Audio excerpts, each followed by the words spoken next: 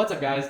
So today we're going to be going over some ankle strengthening exercises. If you're a runner, you know how important it is to have strong ankles. That's where we get so many of our injuries. Whether you're injured and you're coming back from injury, or you've had previous injuries and you want to just make sure that those injuries don't come back. So many of the overuse injuries that we get as runners are caused because we're not strengthening all those little muscles and tendons and ligaments in our feet and lower leg, that they just get overused to the point where they start to break down. These exercises can be used as a warm-up or a cool down before a run or as a standalone workout. Couple quick tips. Number one, absolutely no pain. Okay, when we're doing these exercises, we're not going into pain ever. If you do feel pain, you stop that exercises, you regress. You lighten the load, you pick a different exercise, you alter the exercise. Find the way that you can do the exercise without pain so that we can keep progressing, so that we get healthy, we get strong, we get more resilient, so that we can keep running. Okay, so the first exercise we're gonna do is called a Soleus raise. So what you're gonna do is you're gonna find a bench, you're gonna sit. It helps if you have a piece of wood, just so that you can increase your range of motion. Again, if you don't have the piece of wood, don't worry about it. Just do the exercises with what you have. Okay, so the soleus is this muscle here, kind of underneath your gastrocnemius. It's the muscle that as runners, we use the entire time that we're running. So again, really important, gets very tight sometimes, gets strained. Really good to actually strengthen it. If you're healthy, do lots of weight, go closer to failure. If you're injured, find the weight that works for you without any pain and progress until you get healthy again so you can start running. So I have a 50-pound weight right here. I'm gonna put it right on the edge of my knee. And all I'm gonna do is I'm going to go all the way down to my bottom range of motion and then squeeze, flex all the way to the top. Slow down, stretch at the bottom, squeeze up, hold it for a second at the top, slow down. So again, I'm gonna just go until failure. You're right. Okay, so when I'm doing these, especially for rehab, prehab type exercises, I don't like to really be focusing too much on the number of reps that I'm doing. My muscles, they don't know how to count. All I'm doing is I'm feeling the muscle. I'm trying to feel it in the exact muscle that I'm targeting. If that takes 20 reps, I'm doing 20 reps. If it takes 60 reps, I'm doing 60 reps. If I want to change how many reps I'm doing, then I change the load. Also, you can manipulate what adaptation we're really searching for in that muscle. If we want strength, go higher weight, lower reps. If we want more endurance, then we go lower weight with higher reps. Okay, so for the second exercise, I like to superset my exercises just because it's more efficient. So I'll do one set of the soleus raise, and then I'll go do one set of this next exercise, and then I'll do that for 2 sets. Again, I'm just picking that because that's what works for me. I found that's the number of sets that helps me adapt where I'm not too sore the next day and I can push really hard. And most importantly, it doesn't take too long so that I actually keep doing it consistently. So the second exercise is called a Tibialis anterior raise or a tib raise. So I'll show you how to do that. Sicker move. Thank you.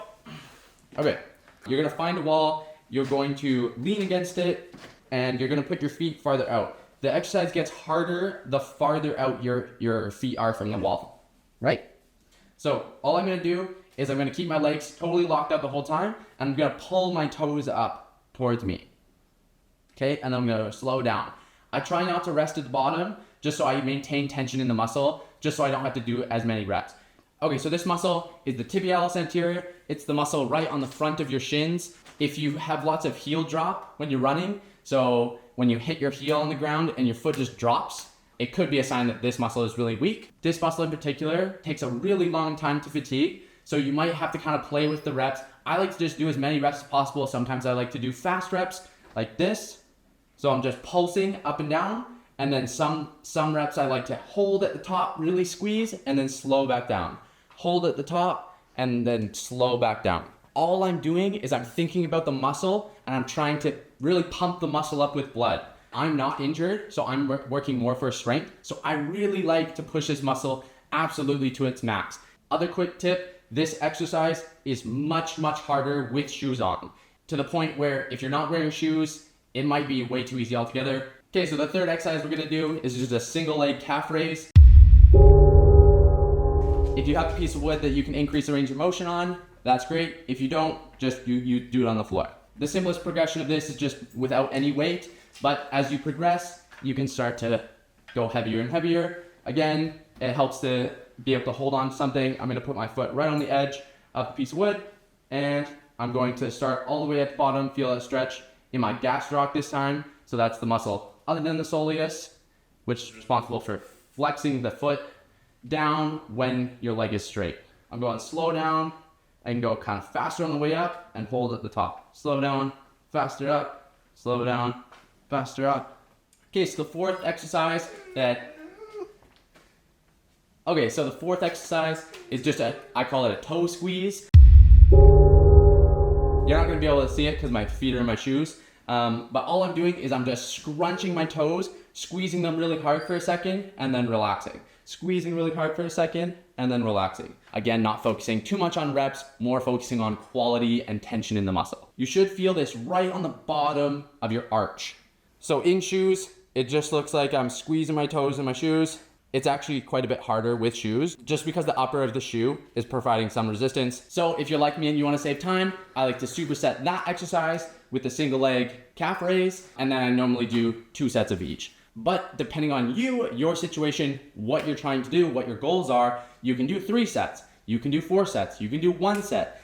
The number one thing is just consistency. If doing 1 set allows you to be more consistent, then that's a lot better than doing 4 sets, but then never doing it again. All right, so the 5th and final exercise is called a hip airplane. It's not even really a strength exercise, it's more balance exercise, but it's extremely important to work all those tiny little muscles and tendons in our feet themselves, which really get neglected because our feet are trapped in shoes. Okay, so the movement is basically just me opening my hips like this and then closing them again. So it's gonna look like this. I'm gonna go all the way down. It's called a hip airplane because I am an airplane. And then all I'm gonna do is I'm gonna open my hip up, really focusing on balancing straight line from my shoulder to my heel. And then all I'm gonna do is I'm gonna try and open my hip, really trying to balance. Okay, go to your end range and then back. If you feel like you have to hop around or whatever, just get back, reset, and try again. This is a very difficult exercise, so you should really be feeling it, but this is something to work towards. If that's really out of reach for you, then what you can do is you can find a wall or a pole or anything. So I'm touching the wall, little mic bend in my knee, and all I'm gonna do is I'm gonna open like that, and then back down.